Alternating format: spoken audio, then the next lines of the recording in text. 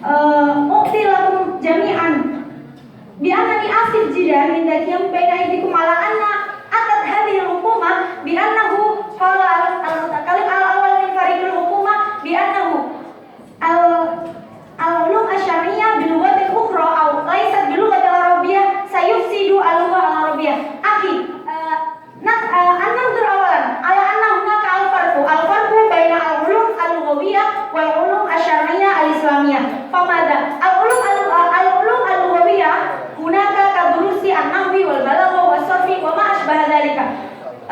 Afwan istari awalan. Baik, wa amma al-ulum asy-syar'iyyah al-islamiyah hunaka arba'atu aqsam. Al-awwal ilmul fiqh, ilmu tafsir, ilmu hadits wa ilmul aqidah wa kadzalika ziyadatan ulum usulil fiqh. Tafadhala ijlis. Awalan istari anak bayan.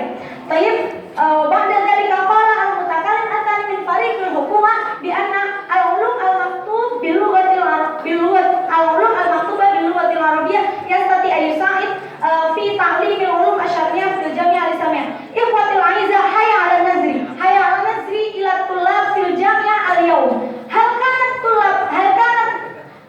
kana at-talaba fil jami'ah hum jami'un mutakharrijina min al-ma'ahid ad-diniyah aw mutakharrijina min al-ma'ahid al-islamiyah. Tafadhal mutakallim al-awwal.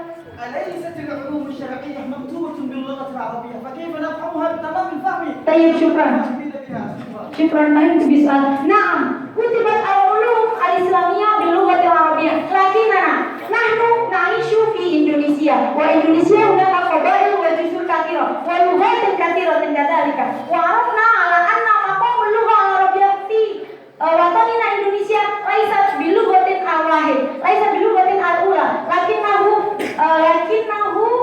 من اللغة الثانية بعد لغة أمنا. فما لغة أمنا؟ وهي اللغة العربية. تفضل متكلم الثاني الأول. ألم تسمع كلامي بأن لو كان طلاب الجامعة الإسلامية لا تعلم العلوم الشرعية باللغة العربية هم في مجتمعهم سيعلمون مجتمعهم طيب أسرع. شكرا أيها. نعم في الجامعات الإسلامية ليس كل طالب هذا متخرجين من المعاهد الدينية الإسلامية لكنهم بعضهم تخرجوا من المدرسة الثانوية العامية أو نقول من سماعية التقديم SMA كما كان في جامعتي بأن هناك 70% من الطلاب الدارسين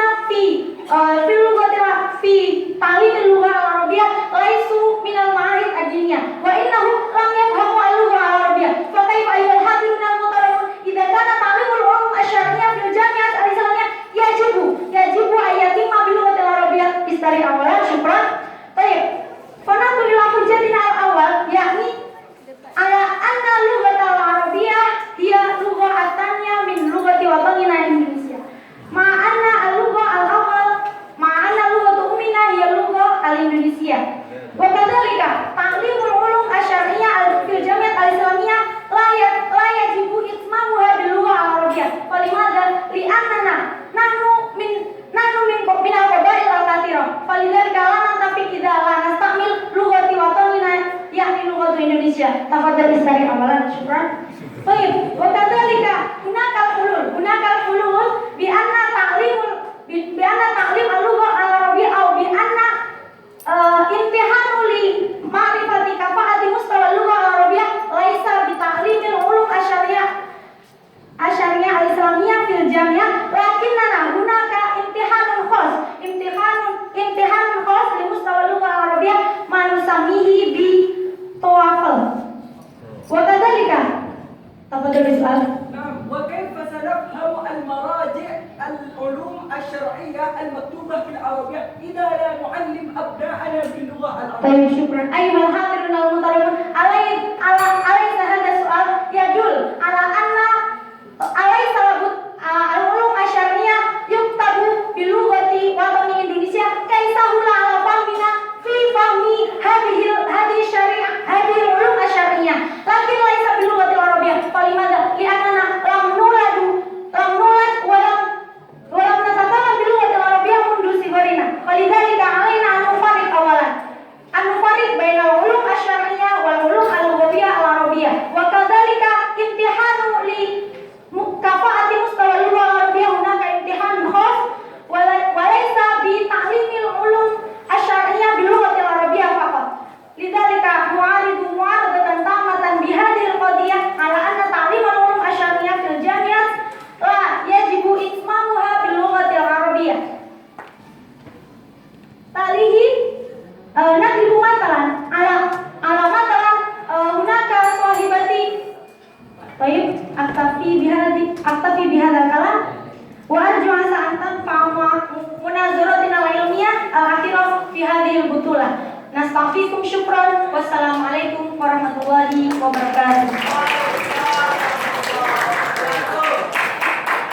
شكرا جزيلا.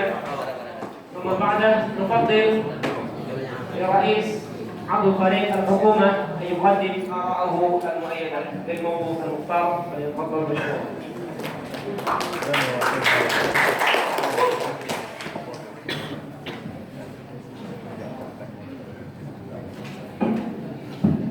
المحترم لجنة التحكيم، المحترم أصدقائي من فريق المؤيد والمعارض والجمهور الكرام، أسعد الله مساءكم بكل خير. أرحب بكم جميعا.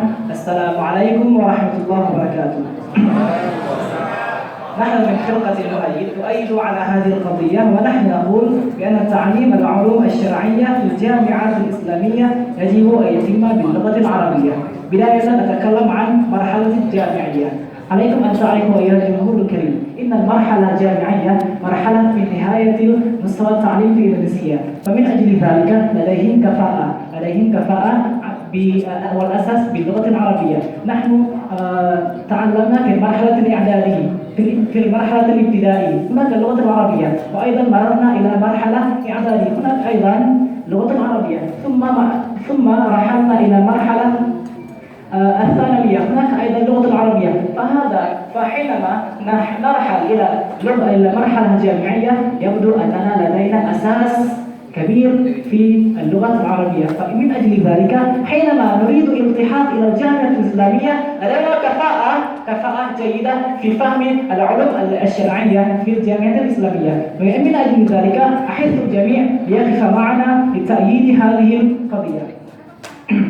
ثم أتكلم عن أهمية العلوم الشرعية.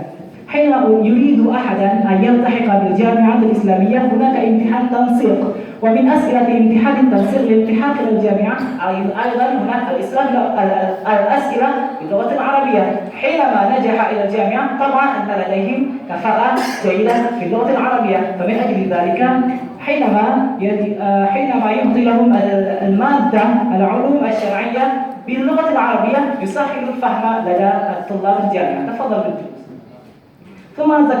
ثم أريد المقارنة. حينما طلاب الجامعة إما من جامعة في كل الجامعة في إندونيسيا يريد أن يلتحقوا إلى جامعة خارج الدولة، إلى ماليزيا مثلا، رغم أنه يتعلم في كلية الهندسة، رغم أنه يتعلم في كلية الطب، لكن الجامعة تفرض على كل طالب العلم باللغة الإنجليزية. فمن أجل ذلك نحن نرى أين الهوية الجامعة الإسلامية، أين المزايا الجامعة الإسلامية. تضعف الجامعة الإسلامية بسبب أنهم لا يهتمون باللغة العربية. فمن أجل ذلك أدعو لكم جميعا ليقف معنا لتأييد هذه القضية. ثم ننظر إلى أنشئة مثلا في الجامعة العامة، حينما يتعلم كلية الطب والقانون وكلها مصدرهم من مصدر إنجليزية. ما سبب؟ لأن كتبهم باللغة الإنجليزية. فمن أجل ذلك أنا أقول لكم بأن تعليم العلوم الشريعة الإسلامية في جامعة الإسلامية لابد أن نتم تعليمها باللغة العربية. ألا تعرفون مزايا اللغة العربية؟ تفضلوا الجلوس. بداية حينما نحن نتقن اللغة العربية نستطيع أن نطير، وحينما نتقن العلوم الشرعية نستطيع أن نطير بجناحين.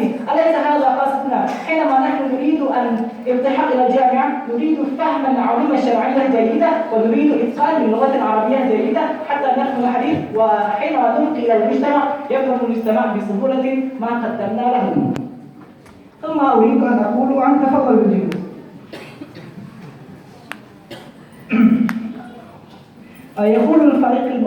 قال فريق المعارضة بأن نحن لسنا مثلنا في العربية فكيف نفهمه جيدا. هذا حجة ضعيفة جدا.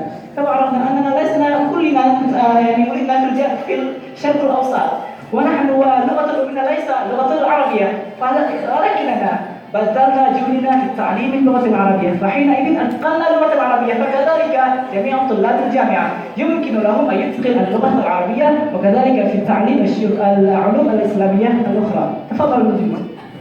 ثم يقول أن هناك ليست جامعة موجودة كان أنشطة التعليم باللغة العربية 100%. ألا تعرفون يا شباب؟ تفضلوا بالجلوس. هناك جامعة الإسلامية خادم الحرمين. يعني هم يتركز في العلوم الشرعية وهم أيضا يتعلمون باللغة العربية 100%. هذا دليل على أن يوجد هناك الجامعة الإسلامية يتعلم يكون أنشطة التعليم فيها باللغة العربية. تفضل بالجلوس. يقول المتكلم الثاني من فريق المعارض إن التعليم باللغة العربية إن تعليم العلوم الشرعية باللغة العربية يؤدي إلى الملول. ما الملول يعني؟ طلابنا ليس ملولا، كلهم يشعرون بالملول.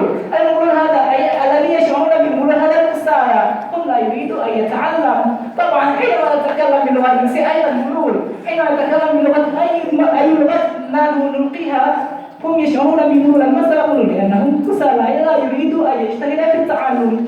شكرا لكم. تفضل بالجلوس.